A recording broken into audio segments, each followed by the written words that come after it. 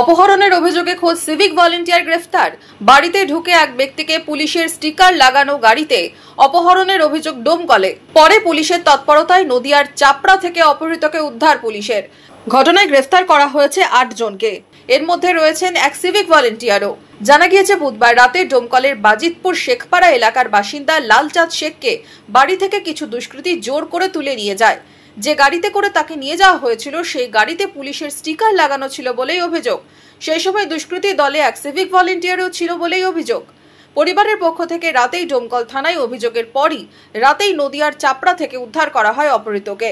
ঘটনায় ৮ জনকে গ্রেফতার করেছে পুলিশ। উদ্ধার হয়েছে ৩টি গাড়িও। ধৃতরা সকলেই ডোমকলের বাসিন্দা।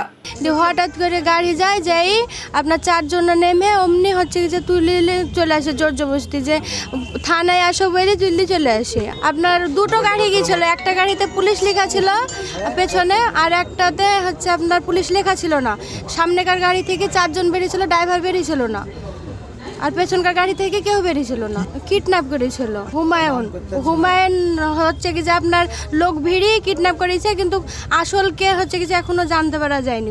হুমায়ুনটা থানা সেবিক, এখান থানায় সেবিক থানার, এই থানা ডোমকল থানারই সেবিক।